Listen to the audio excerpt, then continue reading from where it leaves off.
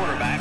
Rugby, Ronnie Huppy, and Skid Walker in the backfield. The team finished the year as Southwest Conference champions.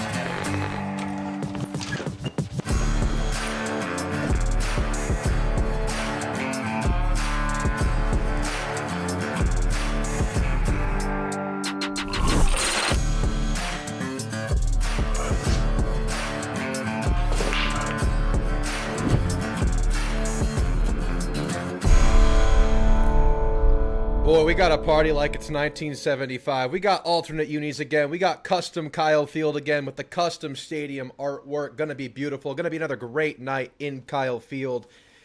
It's the finale to the homestand, man. We talked about how this homestand was so important to A&M's chances. This was your opportunity to become who you're going to be. You've had 3 games coming off that bye week, coming off of that big Notre Dame win, and that in itself was obviously a massive step and hurdle. But I feel that we've learned a lot about our team through this homestand, and now we have the third and final game of this stretch to stamp it all in. And we've stamped a lot in. We've learned a lot about the team. We've learned that we can win in multiple ways. Shootout versus Notre Dame. A defensive game of gridlock, kind of, versus Auburn. An ugly offensive game. You won it with defense. And a drag-out, slobber knocker, wear the opponent out kind of a victory where you pull away late versus Mississippi State. A couple of talented teams that you thoroughly dominated defensively. You've learned that your new players, your portal studs, are not just a flash in the pan. These guys are here to stay. Casey Concepcion, Mario Craver. These guys are a big part of a very, very fun Texas A&M season so far that will be a consistent force on this team. It wasn't just an early season flash. It wasn't just something that comes around for a little bit then fades. These are studs that we can rely on. That's been stamped in. We have sustainable stars. But the most significant aspect of this homestand so far is the defensive emergence. The defensive line has absolutely dominated 2 games in a row. So much so that you are, what's the number? 1 of 25 on 3rd and 4th down conversion attempts from your opponents. That's defensive line dominance. That's your really good DB group that's playing really well. And that's Kyle freaking Field. And it's going to be electric again for Florida. And Florida brings the most talent of this 3-game homestand that we will have seen.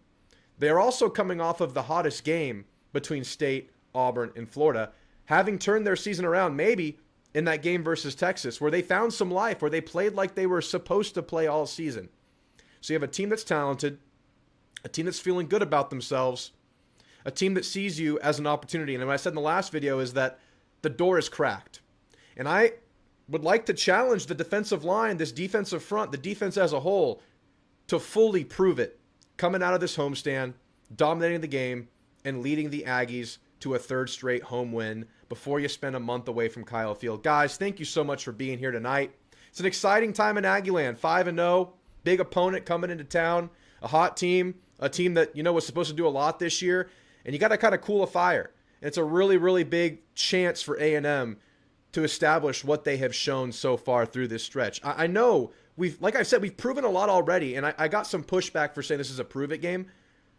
We've only had 2 games of this level of defensive dominance, and this is the most talent they're going to be going up against on that offensive line. Jordan Baugh, DJ Lagway, a quarterback that can get the ball out quickly. I think Blake Shapen had a pretty good arm and could do some cool stuff, but I think Lagway brings that to another level if he can play the way he played last game. So a true challenge. And if the defense can dominate the way they have the last 2 home games against a hot Florida team, we'll feel pretty damn good about their chances down the stretch. The offense has some stuff to work on, but we've seen the upside there. This defense comes to show that they're truly this. You'll win a lot of games this year. Guys, thanks for being here. Like and sub. Y'all have been great all year. We've had great live shows. Y'all have been great in all the other shows I put out, commenting, giving feedback on the team. It's been a really good time. I see a lot of familiar faces in the chat as usual. And we have such a good community here. Jeb, Noah Tuwavy, Annabelle, John Peroni. I see Jay in here. What's up, Jay? You're stressed? Relax, dude. The Aggies got your back. I'm feeling good about this team, man. I predicted the win. I think my score was 34-17 or 34-21. I'm giving Florida 3 touchdowns. I respect that offense, and I've said that of the 2 sides of the field I'm most nervous about, It is that Florida offense. I think it can get a lot of things done. Their defense is really dang good, but I like our offense to start figuring things out and picking up where they left off in the second half of that game versus Mississippi State. And I have a lot of things I want to see from this team. And after I say what's up to everybody in the chat and we look at a couple of things, we're going to get right into that. I'll give you my wish list. You know what? You guys know I like a lot. I want a lot from this team. I want a lot of things. I'm very greedy, and I'm going to go through everything I want from this team. And I invite you to do the same. Throw into the chat your wish list for this game. Throw into the chat your score prediction for this game. I want to hear two things from you. Your wishes and your score prediction. But let's say what's up to everybody in the chat. Jeb says, Florida fans are extremely confident right now. I remember the last two fan bases we've played being very confident. I remember them both thinking they could establish a run against us. I remember them both thinking they could take advantage of our defense after what they showed in a half versus UTSA. Let's just end that narrative now, because Florida fans are still saying that. You know, I think a lot of Florida fans are being pretty realistic with their score prediction, but they think this can be a pretty close competitive game. And honestly, I want A&M to cover this game. I want A&M to show that they have taken that step and can just be a better, well-oiled machine than some teams that have been up and down. A&M has proven that they don't really have these, you know, gaping holes that are going to lose you games. Besides penalties, we'll talk about it. But I really want to see that confidence build with a strong A&M win, a 10-point win, something like that would feel really good. I've seen a lot of Florida fans predict like a 4-point win. I've seen some Aggies predict a 4-point win for A&M. I've seen even closer than that.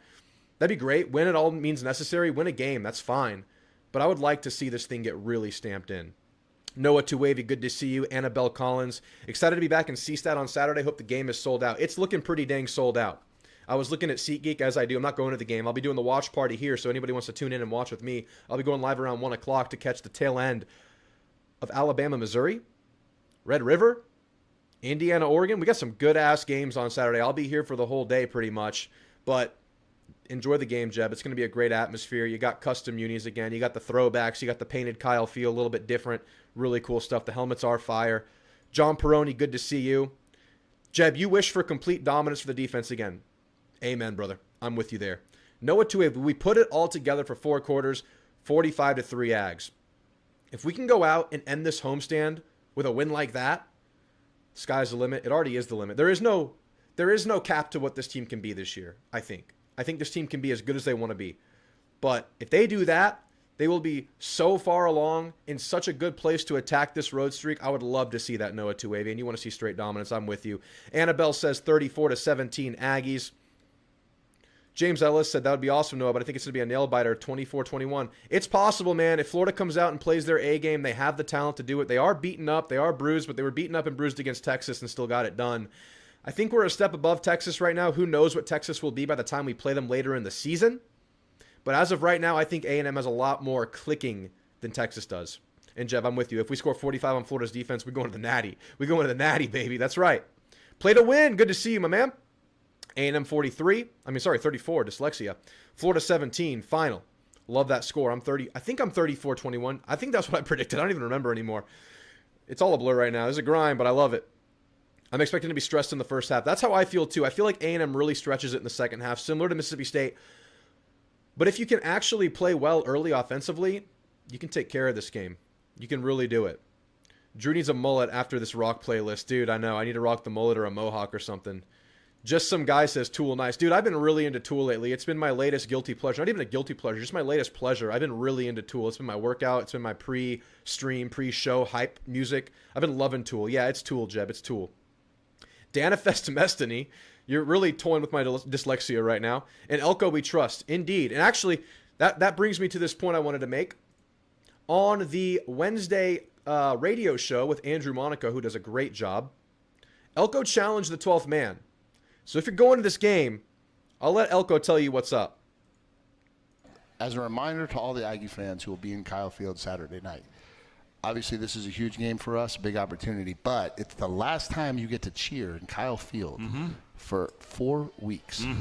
And so if you just want to talk about absolutely exhausting yourself and leaving it all in the stands, like this would be a week to absolutely bring it at a level like you never have. You've got 4 weeks to recover before the next chance you get to support your Aggies. And so we can go after it this week. How about He's calling it 4 weeks because that's the coach's kind of timeline. They're back in like a home game prep week in 4 weeks. But really, it's going to be 5 weekends until you see the Aggies in Kyle Field again. And if you're going to that South Carolina game and you're at this Florida game, this is your last chance to yell and make a difference in a game. And Mike Elko has challenged you. I don't know about you guys, but when we're in a close game and it's time to really yell and affect a game, I yell until my voice is gone. I yell until my heart starts beating harder. I yell until I can't yell anymore. I yell until I feel like I need to take a break from yelling so long in order to protect my well-being. And I want to see that from everybody. I have to give a shout out to the random, this lady must have been 75 years old sitting behind me at the Auburn game. She had like a siren yell. She could just hit this note and just make my ears ring. Impressive lady. Just what a unit. I want that from everybody. Elko wants that from everybody. Last chance at Kyle Field for quite a while, guys. Let's make the most of it. But thanks for bringing that up, Danifest Mestany, giving me a headache with that name. But it's a really good point. And Elko understands this program. He understands the team. He understands the unity that this program needed, talking about volleyball and bringing all of these, athletic department together. I do trust Elko. Feel really good about him. James says he loves the throwbacks, especially the helmet logo. It is clean. It is awesome. This song was popular when I was in college, and I'm into it now. Silver Beast, good to see you, man. Billy almost threw the game against Texas, so I'm taking Elko all day. That's right, but I also took Sark over Billy coming out of a bye. Zombie Billy Napier, man. He can figure it out. He can win games he's not expected to win. He doesn't do well on the road, and let's make sure that remains the case.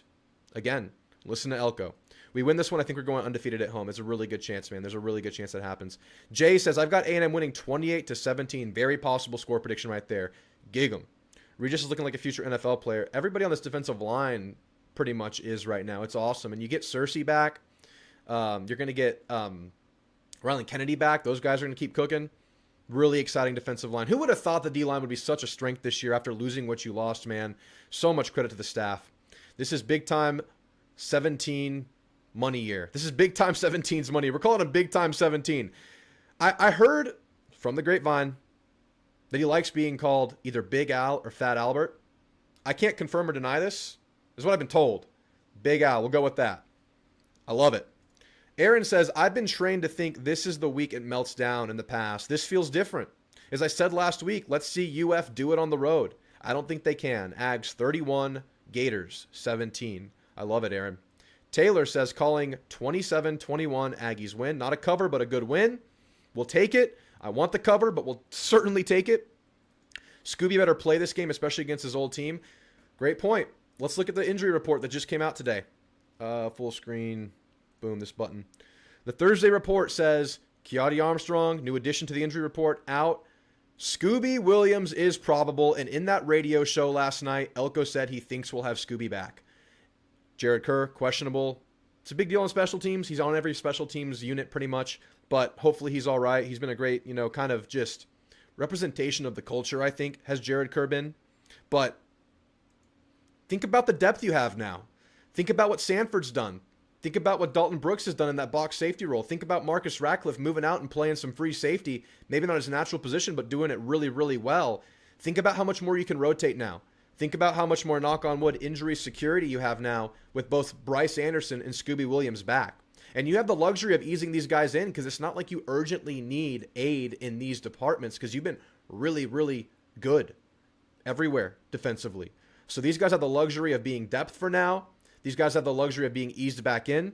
And, of course, this team will have the luxury of being too deep at a couple of positions. It's really, really critical to have some good relief in.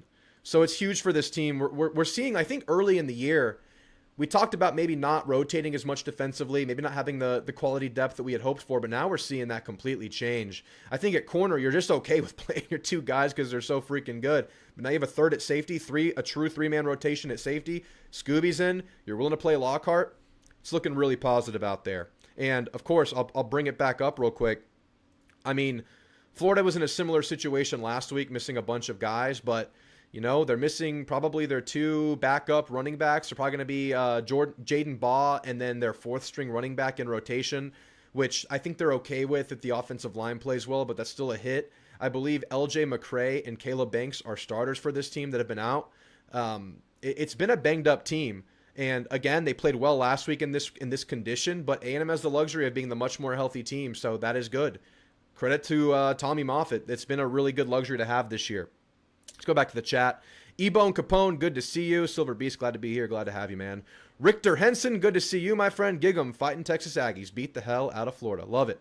Blake Shapen was frustrated all night. You saw on the sideline. You saw him berate his offensive line, yell at them, throw his helmet, make a scene, and then go say, I'm sorry, guys. I got you. You got me. They ended up not having him because the A&M D-line dominated. But let's get DJ Lagway frustrated. It's a big game for Lagway. Coming back home, Willis, Texas. The whole city of Willis is going to be there. Let's make it a bad trip. Let's make it a bad trip. I don't have anything against DJ Lagway, but I hope he has a terrible night here. Thomas Life, I live in Virginia now. Welcome to Virginia. I'm out at dinner, but I'll call around 9. Sounds good, noble guy. Nobody has scored 30 on Florida all year. Yeah, I think Miami scored 26. LSU scored 20. South Florida scored like 20. Texas scored 22, something like that. Can we get to 30 on them? Can we be the team that does it? We have everything. You've been everywhere this week, Drew. I've been on a couple shows this week, Richter. Thanks for being around. I appreciate you. Ebone says 24-16 Ags, another cover. I'll be impressed with the offense if they can hang 30 on Florida. Indeed. Danifest says, honestly, I think Florida winning last week was the perfect reminder for our team that they need to stay on their toes and not underestimate any of their scheduled opponents. I'm glad we're not the ones that are going to be surprised with a resurgence by Florida. Not that we needed this. I think this team's in a really good headspace. But just natural human nature, it's kind of redundant, but human nature says that you can relax, you can be lax at times. They just beat up your rival, a top 10 team, and has put their backs against the wall while Florida's backs were against the wall. And now Florida has life, and this is very, very salient to the team. This is very apparent to the team. And maybe it is an extra spark, Danifest. Maybe that's the best thing that could have happened. I feel like it is. I feel like, they saw what happened, and we can't let that happen here. So it's a really good point. D holds rushing under 100 yards, says Jeffrey. That would be amazing. That would be really good. I'd be okay if we held Baugh to 3.8 yards a carry, held him under 100. But if you hold their whole offense to under 100 rushing yards, you're going to win the freaking game, and that would probably entail a couple of sacks. Get DJ Lagway on the ground. That's going to feel good. Who knows how mobile DJ Lagway is going to be this game? We saw him kind of move around early in the game versus Texas, and he was hobbled up with a lower extremity injury and was kind of in the pocket. Did some work in the freaking pocket, but might be an opportunity for A&M. He gets the ball out quickly and at various angles, though. He's a great quarterback. Fast start, put the game away early, David wishes for. Good to see you, David. Annabelle says her wish is higher third down conversion percentage. Yes, we got it up to 50% last game, and we had been sitting at 30% for the season. You can live with 50%. If we get that again, I'll feel good, but let's start fast. Wish, win the turnover battle. A&M 23, Florida 13. Yeah, we haven't forced a ton of turnovers on the year, but what we have done is win the turnover battle by not turning it over a bunch of times ourselves. Knock on wood, like Elko always says. Knock on wood, don't jinx it. But good to talk about, just some guy. Good point. I want to see the defense keep Florida off schedule and Lagway under constant pressure. Exactly. We want passing downs with Cassius Howell pinning his ears back, Dayon Hayes pinning his ear back, DJ Hicks being a monster, Tyler Onyedem being a monster, and just wreaking havoc, and A&M getting into their blitz package, which is very simple this year. It's show 5, put 3 edge rushers out there, and twist them. That's pretty much what it's been, and it's been enough for this team. When we had DeMarvin Leal and Michael Clemens and Tyree Johnson and all of them, Elko did it differently. He was bringing like 7 guys to the line of scrimmage, but right now he feels like he can get it done with 5, and we'll see if it remains the same way. But you need to put him in passing downs to do this. That's so key. You can't have them in 3rd and 4s able to run the ball at you if they want to, and that maybe takes a little bit away from what Kyle Field can do, because I think Kyle Field's at its best when the O-line has to make their calls and communicate quickly, and I think that's when we can really use our home field advantage to the best, E-Bone. Great point. I want to see Marcel lead an opening drive for a touchdown with no penalties. Put the pressure on him early. That's a great point. I might echo that one in a minute. I'm going to give you my wish list in just a second before we get into the calls. By the way, guys, the call-in link is pinned in the chat. We have one person waiting in there. So we have open phone lines beyond play to win. And guys, we've been doing this Hall of Fame competition for a couple of seasons now. And unfortunately, or fortunately, whatever you want to look at it, we've only had one correct entry. It's Noble Guy up there. He got McNeese right at 52-10. But since we have been losing so much, since we have not losing games, but losing the competition so much, we're upping the stakes. If you call in a correct score prediction for any A&M game the rest of this season, not only are you going to make the Hall of Fame, I'm going to mail you a gift.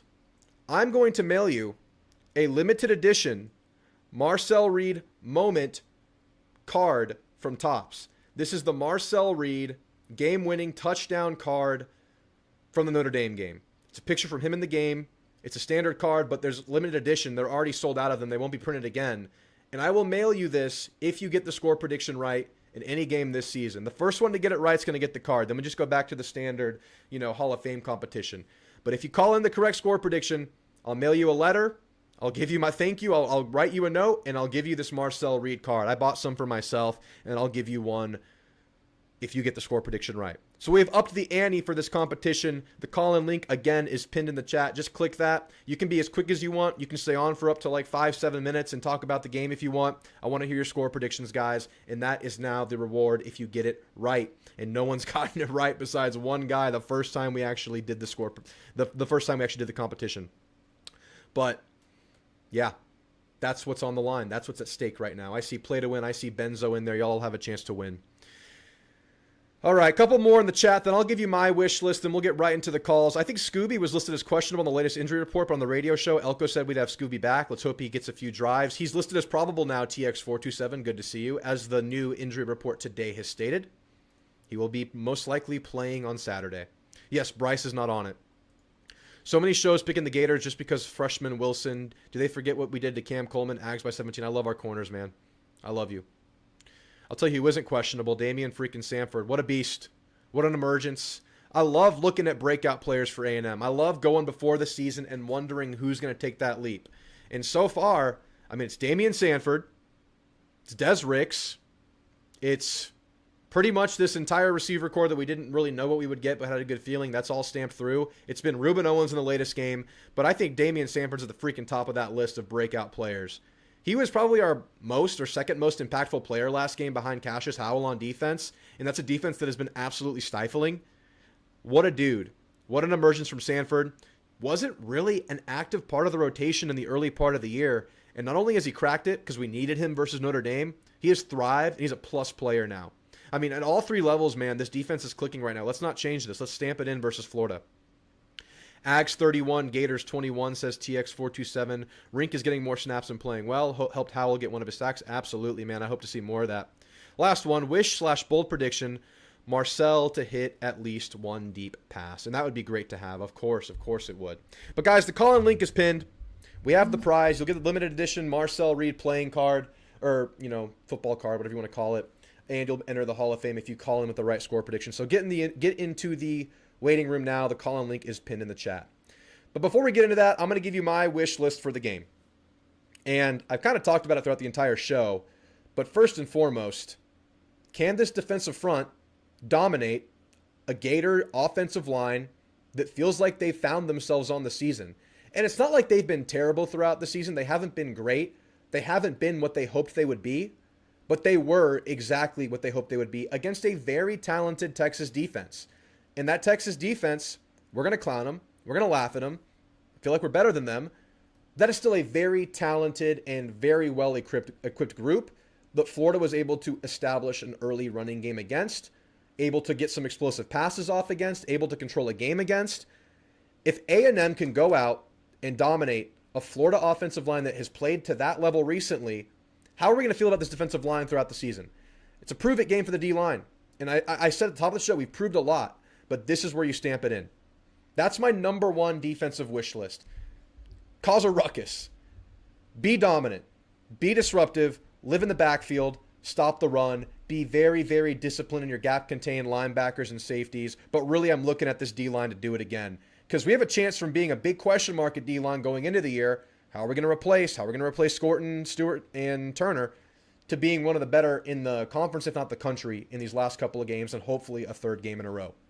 My number one defensive wish. I have a certain level of faith against for our DBs, against a very talented young duo of receivers and some veterans that are healthy for Florida. Really like Des Ricks. Really like what Will Lee's doing. Really like what our safeties have been doing lately. Now you get some depth with Bryce Anderson. You get Scooby back. It's all about this defensive front, man. Can you just dominate a game again, and can you control a game again? Offensively, can we establish a run against an extremely athletic defensive front and entire defense that can cover a lot of ground and close really quickly? They have, even injured, they have a bunch of dogs in that front seven. It's going to be a big challenge for our offensive line. But as I said in my score prediction, I think we're up for the challenge. I see A&M's O-line controlling this game as it goes on. Maybe not perfect early. Maybe Florida has some moments early. But I think as this game goes on, the veteran nature of this offensive line, the depth of this offensive line, the ability to go with whatever group of five is working well for you in a game, the ability to go 3 to 4 deep at running back, I believe this O-line cooks again against maybe the best defensive front we've seen to this point this season. Probably the best defense we've seen all year, even better than Notre Dame's for sure. I think they can do it, but I really want to see it. I want to be proven right in this facet. Establish a run against a really talented front. And then third downs. If and when we get into passing situations, we have to be a lot better. I know we're looking at this offense. We're looking at slow starts. We're looking at penalties that are holding us back, and that has to get better, and I think that will get better. But on third downs, it feels like teams have a remedy against us right now, especially if they get us backed up 3rd and 6, 3rd and 7 or longer. It feels like if they show blitz, they walk up 6, 7 guys to the line of scrimmage, that gets in Marcel Reed's head a little bit.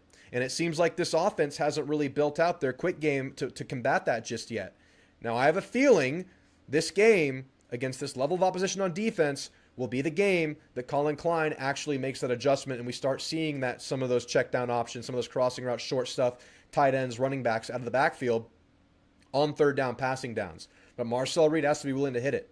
We saw early in the game versus Mississippi State. Marcel didn't hit those, didn't see those a couple times early in the game. But as the game went on, he hit it a couple times. He extended plays, hit receivers running with him, mirroring him, and it got better. Let's see more of that. Florida against Texas was actually spying a lot on third down, not blitzing so much, but spying Arch Manning. You wonder if they'll go back to that or if they'll go to the tape and see that that blitz package has been working against Marcel and go to that look. I'd actually feel better if they spied because I feel like we have the receivers that get open. I feel like Marcel is really good with a clean pocket, and I feel like that spy is going to allow some underneath stuff to open up for Marcel. And plus, A&M's going to go and max protect against that blitz look. You'll have more receivers out there, and Marcel's been doing better with that. So it'll be interesting to see how Florida plays third passing downs in this game. But if and when they bring that blitz look, I hope we're ready for it. That's one of my wishes. Be great on third down, even on 3rd and long, when this team is capable. And then this is the greedy one. I saw somebody just wish this. It was Aaron. Marcel to hit at least one deep pass. And of course I want that. Of course that's part of this offense's upside. But I think this offense has enough to allow that deep ball to continue to be a work in progress. Yes, you have to hit it. Yes, that's part of this offense and this team hitting its ultimate goals on the season. But I think right now, you have enough talent out there to where a running game, a short game, a really good intermediate game can be enough. And we let that deep ball kind of develop over the weeks. You hit one, maybe the floodgates open. But I'm still putting it on the greedy part of the wish list. I still want to see it.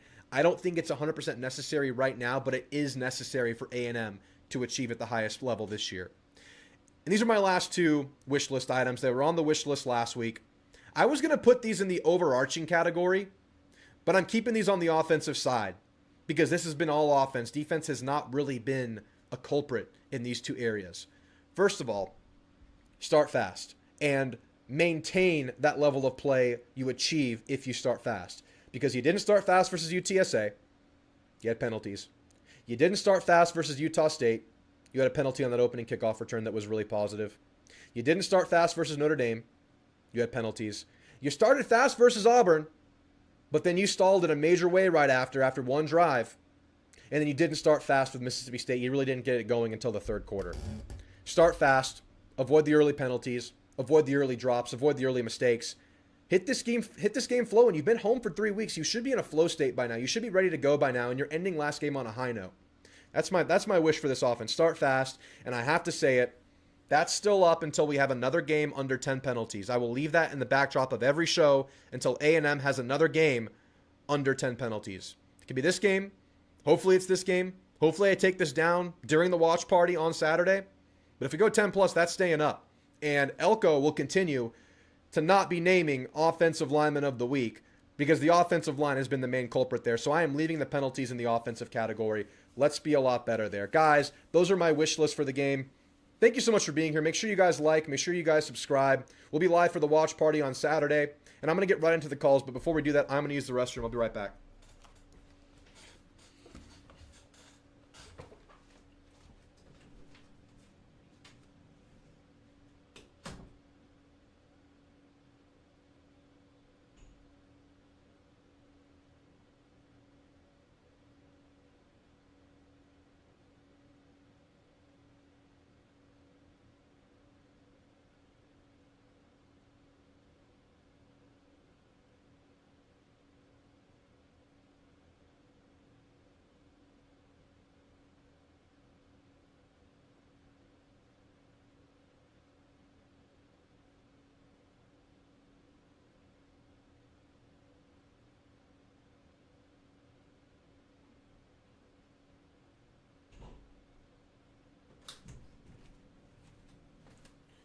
All right, guys, thanks for bearing with me. Remember, we have upped the ante for the score predictions. Anybody gets the score prediction right, you're getting the limited edition Marcel Reed card from the Notre Dame game. The moment in time, limited edition. No more cards will be made. They're sold out. It's done. I'm getting a couple of them. I will send you one your way whenever anybody calls in with a correct score prediction. That call-in link is pinned in the chat. We only have 2 people waiting right now, so we have pretty much open phone lines beyond Play to Win and Benzo. Play to Win, you're on with Drew. How we feeling, man? Drew, we're back. We're back. We're back indeed. I feel pretty good, brother. My man Bryce. He's back. He's back. He's back. And that's your boy. that's my man. I got his warm up. Yeah, you do. You have his warm up, man. That's awesome. I feel great about that. But I'm thinking he might just be used, like in a limited role. It probably maybe some critical down situations. The third and longs maybe. Probably with a neck brace is probably a good idea. And Scooby, I think he'll play maybe in a limited role too. Just depending, like if he's feeling good, hey coach, I'm good, put me back in, okay. And just playing as much as we can. And the other side, Florida, is god dang, it looks like a who's who of the Florida football team. I mean, there's 6 of them on the out. There's 6 of them, I think, questionable. So it's they're beat up, and I mean that is an advantage, but that doesn't, we can't let our guard down. Yeah, they were like this against Texas, and they still got it done. It's a very talented team. They have a lot of quality backups. They're at a position where they still don't have to be playing like freshmen or guys without experience. They have guys, but certainly we're in better shape in terms of depth and guys we trust and guys we really like being healthy. Yeah, because on offense, we got 9 ways to beat you. Yeah. With all our wide receivers, our tailbacks, Marcel can run. Our tight ends, Orstrom and Nate, and we got what it takes, man. I mean, all the way around, man. All cylinders firing right now. So we just keep doing that. Something else I wanted to mention. I was watching Saturday night after our ball game. We won. Yep. Brad Crawford with CBS Sports. He went on the air with his top 12. Okay. That was right after the game, and he picked us number 7. Okay. Well, he skips us, and he wants to talk about how great Texas Tech is, and then that's where he ended his top 12. Oh, wow. Oh, okay. I said, you know what? That's good bulletin board stuff. We're going to put that in the locker room. Hey, boys, look. See what Brad thinks about us? Yeah. Didn't mention us. That's okay. That's fine. Y'all just keep overlooking us, and we're going to force you to talk about us. Yeah. You're going to talk about us. Yeah. We're going to win more games. Absolutely. So just, do what you think you got to do. And another thing too, when you mentioned Texas, and I mentioned the last show, Texas, Missouri, and Texas, Missouri, and LSU just don't look as powerful as they did last year. I'm sorry, they just don't. And I feel like we definitely have a great. If that, what I'm seeing, we have a good advantage. I mean, on the road, we got to go. We know what we got to do. Yeah. Those are our three gotta toughest go games well. beyond this one right now, for sure. Missouri has a chance to change that narrative this weekend. They got a big home game versus Bama, who has really turned a corner on their season. I think Missouri's defense has a chance to prove themselves. I think Missouri's offensive line has a chance to prove themselves against Bama, and they get them at home. So I think all that talk about Missouri, I think that's on the line this weekend. I think they have a chance to really, if they win the game versus Bama, I mean, Missouri has a pretty easy schedule. They got Bama at home. They got A&M at home. They have a couple of other kind of tough games. They don't play LSU. They don't play Texas, anything like that. They don't play Georgia. They have a path if they win the game this weekend. So play to win. I would bookmark that one right now and come back to that after Saturday because they got a chance to really change that narrative right now. Yeah. And the point back on to Brad Crawford is the next morning, AP 25 dropped the poll, and we come number 5. Yeah. So. Yeah. That just, I said that just makes him look worse. Yeah. Yeah. So I feel like we're a complete team. I feel like yeah. I think Miami is the best team I've seen this year. I believe in Miami. I trust Miami. I think that's a clear playoff team. That's a clear contender this year. I'm pretty confident in Ohio State and Oregon. I think they're in a tier below Miami. And I think A&M is right there, 4th place, sitting there waiting to be in part of that group. I think they have one complete game. They maybe win the LSU game. They win these next 3. They're right there sitting to be part of that top group. I think Ole Miss is maybe in that department. Indiana's in that department. They have a chance to do something this weekend. But I think we're right there, and I think as far as a complete team, top to bottom, no holes, it looks like A&M. But they just got to keep proving it. Yeah, and the 2 games of interest this weekend is going to be, Missouri, Alabama, and the Red River rivalry, and see if Texas can knock off Oklahoma because they're around us. I don't know if they're in front of us, number 4. Oklahoma? Yeah, ranked number 4 or 6.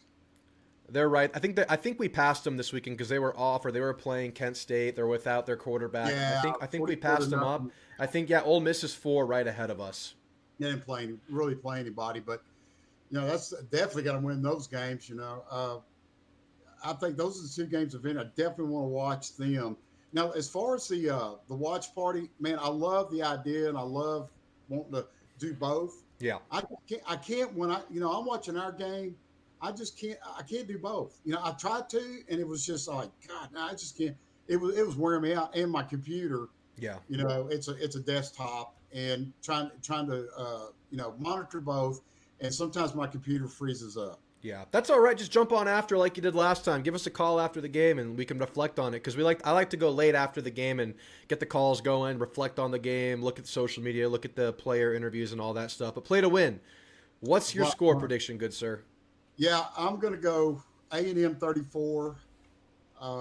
Florida 17. I'm going to stick to that. There's another there's another one in the chat that called 34-17, but we got Noble Guy's our leader. He's right now he's number 1. He's still number 1. We got to knock him off. He's the only one there. He's the only one that's gotten it, and now the stakes are even higher. You can get yourself a limited edition Marcel Reed moment card from that game versus Notre Dame. So you'll get a letter. Yeah. I'll send it right to you. Man, that sounds like a plan. Yes, sir. Okay. So, hey, man, it was great talking to you. Yes, sir. You have a good night. Okay, y'all too. We'll talk to you soon. Yes, sir. Bye-bye. Bye-bye. All right. We got Benzo coming up, but we have open phone lines beyond Benzo. Anybody wants to get in, you can be as long as short as you want. If not, we'll just have 2 entries for the Marcel Reed limited edition tonight. That's fine by me. Maybe I'll keep an extra card. Having Bryce back will be a double boost, I hope, emotionally and physically. Great vibes for the team. Absolutely, just to get him back. That's a great point, Richter. It's just good for the team to see it after how scary that play was versus Notre Dame. Preseason number 1, 2, and 4 are all unranked. Insane. I love college football, man. Clemson was my national champion. I'm an idiot. Clemson, you're making me look like an idiot. I am an idiot. TU got exposed fraud. I see them going 8-4. If they don't win this weekend, yeah, for sure. If UNT beats USF tomorrow, we could have 3 different Texas teams in the top 25, and none of them are the former number 1 team in the nation. That is insane. That's a really good, crazy point to bring up, Danifest Mestany. I'm getting used to the name, by the way. Gary says 31-24 Ags. It's possible. It's possible. I like how they've been using Jordan Shaw. Yeah, Jordan Shaw's been great. He's been in the dime role. He played some nickel last game. They have him play in that kind of deep role, and when they go cover 3, he's in the deep third. Whatever they're playing, he's playing kind of farther from the line of scrimmage, and they're bringing the name of the guy that just entered the chat, I can't even read it off, is insane. The guy that just entered the call-in room. But they're having Dalton Brooks play closer to the box. That's where he's really solid. And it's been great for the team. Shaw's been playing it well. And I wonder if Bryce can contend for that role. Bryce can maybe play that. Because I feel like good about Dalton Brooks and Marcus Radcliffe right now. Or if Bryce can just rotate. I wouldn't want to force any quick changes. I would ease them both in and see how you're looking both ways. You see Bryce in a cowboy collar. That would be badass. Safety with a cowboy collar. Drew, I just saw the Coyotes rolled up for the Florida game. Any idea why? Obviously, won't play anyway. Just curious. Probably just got hurt in practice. Happens all the time. Hopefully, he's all right and something serious. John Peroni says 37-17 Aggies keep rolling on Saturday. You're concerned about Marcel's passing? I mean, it hasn't lost us games. We've been pretty good on the year. I would say that's a little bit of a blanket statement. I would say there are aspects of his game that certainly need to come along. But this offense as a whole has so much going for it. Marcel's getting these receivers involved to a high enough level. I think that's too general, Kelly. I think there are areas he definitely needs to work on, though, for sure. I'm not one bit scared of reading his passing. He's been dead on except for balls traveling 30-plus yards. He need to get better on third downs and the deep ball, for sure.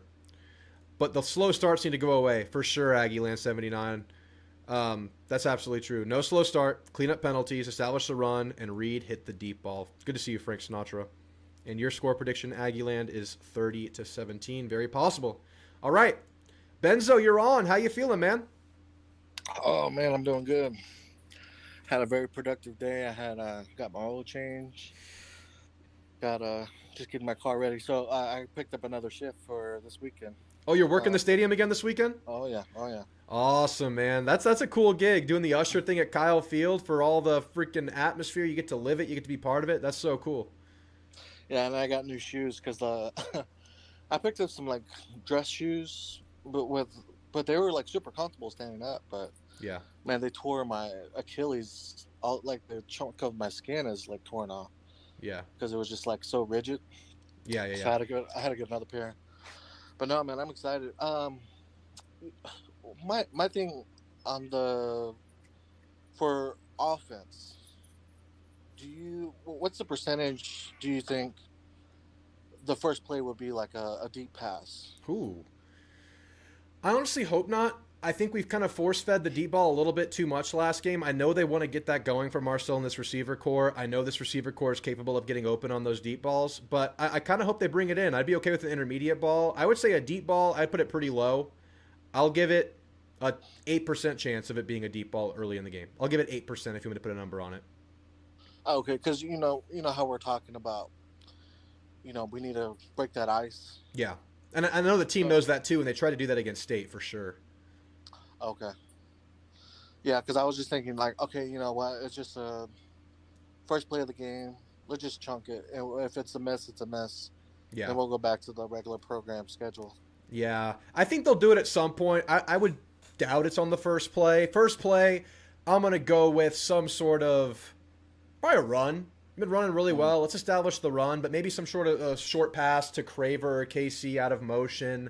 Maybe we'll get creative and run one of those end arounds or jet sweeps with some of that deception with the fake handoff. Maybe we'll do something like that early on, set the tone in the game. I think they've started a lot of games with maybe the bubble, just some of that stuff early, some stuff like that. Because your guy, I mean, you talk about the deep ball and how explosive that can be. You have guys that can make short game explosive. So that's in our favor, and you can just kind of milk that, I think, a little bit. Follow the red light. Says first play is Moss up the middle. That'd be beautiful. I'm not opposed. Or 23. What's Morrow? Morrow, yeah. Morrow will be getting in, but not. I don't think he'll be first drive, but Morrow will be getting in again, 100%. Mm-hmm. So, what happened to Smith? Did he transfer? Or? No, he's around. He's in on pretty much every special teams package. There's a really talented room, and I think the reason you're seeing less Smith and now even less Daniels is because 23 Morrow, they just have to play him. I think we heard about this from Elko yesterday. Morrow has just kind of forced their hand through practice and his performance. And Elko said that the coaches were looking at each other like, how do we keep this guy off the field? How do we not play Jamarian Morrow? He's going to be the future of this room, and maybe he's ready to contribute now. And we saw it last game. We all felt that at some point Morrow would have an impact on the season, and it's already happened. He had a huge run versus State. Yeah, that eye discipline was insane because he was like behind that O line, man. Yeah, he got stopped completely and then just re-angled and went. Man, I'm telling you, I was like, wow, that was incredible. I was just taking. I was like, who is this guy? Yeah. He's next. He's a small guy. Maybe like the Yeah, that's stature of a pretty cool. Devon I'm A. excited, Chain. man. But I'm very optimistic. yeah. What's your score prediction? Did I cut out? For a second, but what's your score May? prediction? Can you hear me? Yeah, I got you. Now you're muted. Now I got you. Oh, can you hear me? Yeah, I got you. Okay. No, like I'm very optimistic. I think. I mean, I don't see us. I see us going all the way undefeated. You know, Oh, especially with the way. You know, as well, it's a tall task, yes. Yeah. But Elko, the biggest thing was Elko. All the coaches, you know, their underlining thing that I'm seeing is discipline, and that's why, you know, I think Elko is so mad, or not mad, just he's just so disappointed in the O line because it looks like everybody but the O line has a discipline aspect, you know, down pat. You know, yeah, okay, whatever. As far as like, what am I trying to say? Well, they're the You group know, that's been the I culprit know, for the penalties. They're the ones that are getting all the flags called on them. And it's crazy, and it's really good in a way that I think our O-line is playing really freaking well. I think they dominated last game, but they are the penalty-riddled group. So they can be playing really well, and Elko can fully demand more from them right now because they're still making those mistakes. It was a bunch of false starts last game, and that just can't happen. Those are the ones you really can't have because those are just like you said, discipline, focus. Don't do it. The ones that are in the heat of the action, like holes, those are going to happen. Try to avoid them. Do your best. But really, it's all focus and discipline. And we're in this really good place where the O-line is dominant, but also can be so much better. So it's a really unique thing. It's a really interesting place, and that's where more upside of this team lies. yeah, because you know, it was like at the beginning, the defensive line was hot, like as far as like uncontrollable almost, and then they got under control, and so it's like everybody, you know, all the receivers, everybody, position wise, everybody, except for the O line, is on it. So you know, I'm interested to see like what changes they have for this game because I'm wondering, you know, okay, do we put, you know, a second string and third string people in? Well, they are doing that, but fortunately, we're eight or so deep at O-line, 7 or 8 deep, so they can move guys around. We saw that. I don't remember who it was last game, but we saw them sit down. Maybe it was Naboo. I don't really remember. Yeah, I think it was Naboo had a bad snap, and they just put Fayu, number 61, in for the rest of the game. That, yeah, so they have the luxury of doing that. They can move guys around. They can shuffle guys. They won't go to third stringers, but they will certainly rotate off that bench because you have Fayu, and now you have Fathery back, so you have a lot of ways to go with it. But Benzo, what's your score prediction, my man? Oh man. Oh, so before I give our score prediction, so did you get the 101, or do you know who got the 101 of that card? That has not been announced yet. We don't know. They're all just getting shipped out right now. Oh, okay. Yeah, because I was like, oh man, that would be cool to see who got it. If I get it, I am not shipping that one out. I'm going to give away one of the standard ones. No, but they're all limited. They're done making them, so you're still going to get a limited edition card for free. Yeah, no, that's so cool, though. Yeah, I was telling my cousin, I was like, oh man, y'all got to give me some of these. Yeah, I only got 5. I didn't go for like the 100 that some people were going for. Oh, okay. All right, so my score prediction is very optimistic. So it's going to be Florida 16 and A&M 48. Wow. I've seen a couple of big blowout predictions tonight, Benzo. I mean, it's going to be tough to do that. They have so much talent. They probably have a high floor, at least in the ability of getting a blowout. But if we do that, I might be going to where you are with the undefeated prediction, Benzo. Thanks for the call, man. You have a great night. Enjoy the game. Enjoy the gig. Have a good one. Thank you. Later. Good stuff, Benzo. Yes, now we have 2 people entered to win the Marcel Reed limited edition Notre Dame moment card. We have 1 caller waiting in the waiting room. Anybody else wants to call in and enter the competition, feel free. Catch up with the chat real quick, and then we'll call him Sack. I don't want to read the rest of it. We'll call him Sack. Deep throws to be specific. Yeah, that's fair. That's fair, Kelly. Need to get some shots in on Lagway. He's hurting. Can't give him too much time in the pocket. Absolutely. We saw him kind of become more of a statue versus Texas, and he was still able to get the ball out. I mean, he has all the arm angle, the ability just to fling the ball with the flick of a wrist. It's just a really talented, strong-armed quarterback, obviously. But hitting him early would be so great for this team. Make him think about it, make him feel it. And, you know, you hate injuries, but it's part of the game. It's part of the game. So hit him. Don't let him get comfortable. Outside of the injury, outside of maybe trying to limit the running ability, you got to do it, Jake. Thanks for being here, Jake. We need to make Lagway uncomfortable from the start. I'm not really worried about the defense at this time. I'm thinking Texas A&M wins 27-10. Thoughts? I think it's a very possible score. I have A&M scoring in the 30s, low 30s, the first team to score in the 30s against Florida. But holding them to 10, it's going to be tough, but I think it's very much possible. I mean, if they can't establish the run early against us like they did against Texas, I think we can do it. And, you know, they're explosive at receiver now. Getting Wilson back, it's a big deal, but I love our corners. I don't think it's out of the realm of possibility at all, Ryan. I'm giving them a little bit more. I'm giving them three touchdowns. I'm letting them get to 21. But 10's possible. I can't say it's impossible. Hope Moss is 100%. I don't think he'll be 100%, but hopefully he's as close as 100% as possible. EJ will get some runs, hopefully, for his dad's alma mater. That'd be fantastic. His dad's tweeting about it already. He's excited to see it. Another stacked visitors list of recruits at Kyle Field this weekend. That's awesome, Richter. I love that. This feels like the one where first to 20 wins. Yeah. That sounds about right. That sounds about right. I'd rather not be down with them in the 20s late in this game. I'd like to call them on the way out of the country. Phone is my internet. Oh, it's all good, man. It's all good. Call if you can. We got 2 people waiting. Sack, you're on. How you feeling, Sack? Drew, you're so gay, man. I love it. Who is this, Jeb? Yeah, it's me. I'm sorry. Dude, what is this name? What are you doing? I wanted you to read that. I just wanted to hear you read that name, man. I can't read the whole name. I'll say it's a 3-word name and Sack is the last name. I had to be immature with it. I had to be immature with it. I didn't know who the hell was going to pick up the phone right now. I didn't know who this was going to be. But I knew it would make you giggle, man. I knew you would laugh at it. You stopped me in my tracks. You can go back. I was reading the chat and then I saw this name pop in. It's like, oh, God. Let's just say it's my fantasy football name. Okay. I'll leave it at that. Well, I really hope we fill the sack column for the game this weekend. I really hope that column is absolutely stacked for A&M. I'll say that. Yeah, man, it's there's a lot of good matchups in this game. You know, our D-line versus their O-line. This is probably the best O-line we're going to play since, Notre Dame. Maybe the second best we'll play all year behind Notre Dame. Maybe all year. I mean, because I think, it's Arkansas? I mean... It's pretty good. It's not bad, but I think Florida's, if they play well, is better.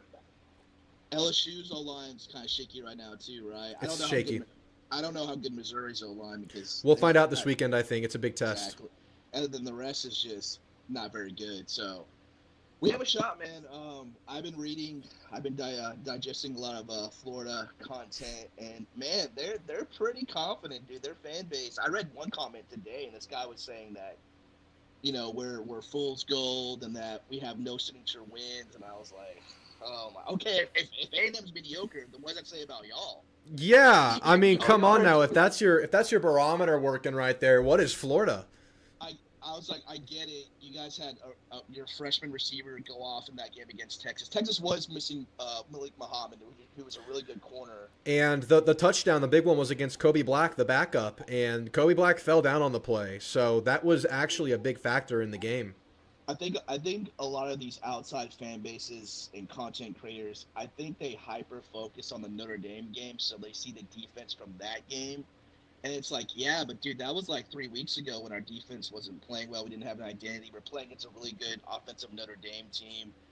You can't compare that to the last 2 games, you know what I mean? So it's like they hyper focus on that, but they don't see how we pretty much defensively destroyed the last 2 opponents. Yeah, and even so, I mean, that Notre Dame game, even not having that defensive identity and just being kind of up and down on defense, we freaking won the game on the road at a very tough place to win against a team who's still a power-rated top 10 team, a team that everyone has back going into the playoff now, a team that's ranked back up to rank 16, and that's a good Notre Dame team.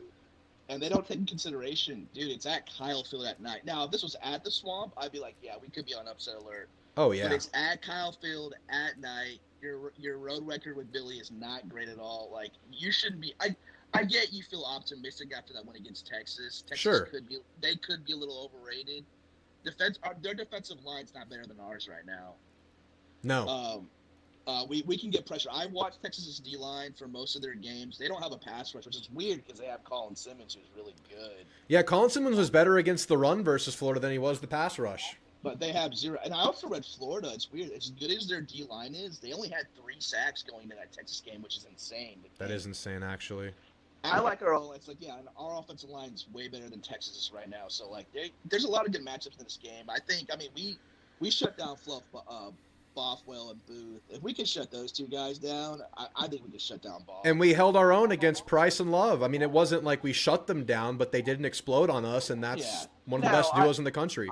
I do think, obviously, Florida has a good old line. They probably will have some chunk runs, like 10 Sure. to 15-yard runs on us, just like Mississippi State did. Mississippi State only had, 2 or 3 good drives in that whole game. Yes. I do think State did panic a little bit, and they did go away from the run a little too early.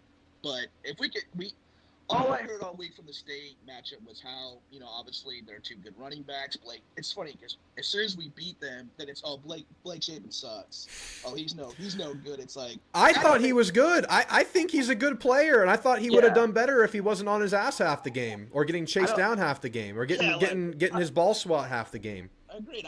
I like Blake Shapen. I don't think he's amazing. I don't think he's like an NFL quarterback or anything, but he's solid. He's solid. That ball, the deep ball touchdown to Thompson was a beauty. Yeah, it's like, dude, I mean, when you're getting pressured on that, and we completely stop their running game, I mean, what can you do? So it's just funny. They'll say the same thing about Florida. When we win this game, it's going to be, well, Florida's back to normal. They suck. It's like, y'all aren't picking us to be upset by them. It's really, there's no pleasing on the fan bases, right? Which is not a priority, obviously. It doesn't matter, but. Yeah. I'm truly confident A&M wins this one at home. I think we're going to bring Florida fans, like I said before, we're going to bring them back down to earth. I don't trust Billy. In away games, I think Elko's got this one. I think defensive. I think we can. I do think it's going to be similar to the State game. I think their defense is definitely going to give us trouble the first half. Yeah. But I definitely think in the third quarter, I think if we get our running game going, we can definitely tire them out if our defense shows up. Right. I mean, people. I think Riggs and definitely Lee are one of the better cornerback duos in the SEC, and I'm truly confident they can stop. If they can stop Cam Coleman and Singleton and all these other good receivers, they talked about how good the State receivers were, how they were going to pass all over us, and we shut them down for the most part. Yeah, so 100%. They think this one freshman receiver who does look really good, but it's just one game. I mean, we don't know how they're going to look. And that's on tape now. It's not like he's going to surprise us now. Right, and Lagway, he's not fully healthy. You think A&M's not going to put pressure on him? Elko's going to dial blitzes to get pressure on him. They're not going to just let him sit back there all day and let him throw the ball. Yeah, 100%. So it's just crazy though. I mean, some of the Florida media content I've been watching has been pretty reasonable, but some of them are really confident. It's like, all right, man. I guess we're gonna find out. Saturday. Yeah, this is the game for the defense, man. If you can do it 3 games in a row, and now against the most talented offensive line, running game, and quarterback, I'll be a full believer, full season. I'm already ready to believe, but just show me one more time at home, then go on the road and do it again. This is like the final test. I just think we can't start slow. I think if we can get an early lead on them and make them chase points, I think we got them. Yeah. I just think that. Man, I mean, the defense, if they show up this game, because Florida's obviously, I don't think Florida, I never was super high on Florida this year, like other people were. I knew because of Billy Napier. Yeah. But, yeah, I think we can get pressure on Lagway, because Lagway showed if you get pressure on him, he'll mess up. The only thing about, and the same thing with Reed, it's like, Reed has been turning the ball over every game. I think he has to, try to limit that as well. He throws a pick like every game. He's had 3 on the year. He's thrown one in every game, right? Against Notre Dame, he threw one. Auburn, I think did he throw one against Auburn? Yes, it was 1 Notre Dame, 1 Auburn, 1 State. 1 State. I thought he threw one in the Utah or UTSA game. No, none in those 2. Okay. Yeah, I think we gotta stop trying to bomb the ball, man. If we don't have to, I'm with you. If we don't have to do that, then don't do it. If you can get intermediate 20, 30-yard passes, just do it. Yeah. The throwback video, man, beautiful. I'm so excited to be back in College Station, dude. This week has been dragging. I've been sick, and I'm just trying to get myself healthy before Saturday, dude. I'm excited to be back. I hope it's sold out. I hope it's a crowded one, just like last week. It's pretty freaking close. I've been checking. There's not much available. I checked 2 days ago, and there were less tickets available at that point than I think there were against State. So it should be pretty packed. Should be 108 plus again. It should be great. Jeb, what's the score prediction, man? Oh, yeah. I'm going with my original score. I think it's going to be a 24-13 or 24-16 kind of game. I don't think A&M no one's been able to score 30 points on them yet. I don't know if we'll do it. If we do, I'll be ecstatic. I just don't think we get 30 unless everything's just clicking and we ride full momentum. But I'm going to be conservative. I'll do 24. I think we can hold Florida to 13. I think we can hold them to 13 points, maybe a touchdown, 2 field goals. Yeah. I think if our defense shows up and smothers them again, which I think they could. Now, Florida does have a good group of receivers. Yeah. Beyond They the really freshmen, do. they have a couple of dudes. Yeah. I mean, they have the other Eugene Wilson, who's really pretty solid. They have that Mizell. Mizell Is he guy. playing? I don't know. He might be hurt. Let me see. He played against Texas. I don't know the injury report. No, he's playing. He's playing. He's good. He's really good. But I like the way our secondary's been playing. I think York's going to have a good game. He has to be fired up. I think hopefully Scooby plays. I mean, damn, it's his old team. He's got to be able to play. Yeah, he's healthy. So we'll see. I like the score prediction. If we're scoring in the 20s, though, at some point in the game, you feel like it's going to be a little bit nerve-wracking. We'll have to just get over that and get through it. But, again, like you said, like I've been saying, I think this team just gets better as the game goes on. But all right, Jeb, thanks for the call, man. You have a good night. Later. You got me with that Dude. name. Congrats. Later, dude. All right, moving right along. We got 3 score predictions in. We got 3 callers waiting. Maldo, you're on with Drew. How you feeling, man? Hey, I'm doing good, man. Are you a San Antonio guy? I am a San Antonio guy. Oh, hell yeah, me too. Go Spurs, dude. Go Spurs. The Wemby era is upon us. Dude, I'm super stoked for this season. I know it's off topic, but at the same time, like, Wemby, it's got me hyped, man. For sure, man. The team looks really good. I'm excited for these guards, the whole team. Hell yeah. Yeah, going into this game, dude, like, I feel like we're in prime territory to have, like, an absolute just sicko bowl, like, rock fight. That's the feeling I get that this game is going to be. Break that down for me. What does that look like? So that just looks like a low-scoring game where offenses, like, kind of struggle a little bit maybe in the first half to get into a rhythm. Really physical, just something, just an ugly-ass game. You know what I mean? Yeah, I could see that for sure. It's a couple of really good defenses. Our offense, it obviously has upside, but it hasn't necessarily been clicking for 4 quarters for a couple of games, really the whole season. And yeah, I could definitely see it going that way. And I mean, as long as we come up on the right side of it, that's fine. I want to see this defense really. That's what I really want to see this game is the defense control that offense and just be dominant up front again, make it 3 games in a row. Yeah, and I think our defense is more than capable of it, to be honest with you. Like, I think the key thing between us and Florida this year is just like, we just look like a more consistent team, Yeah. I think. Like, you lose to a USF or something like that, it's like, it just shows that, like, they just have more of an element to, like, beating themselves than we do. Like, I'm pretty sure they have more turnovers than we do on the year. Yeah, for sure. And so I just think, I think if you really look at it, like, across our 2 rosters, like, the talent looks to be relatively even, but, I mean, can you really trust Billy Napier?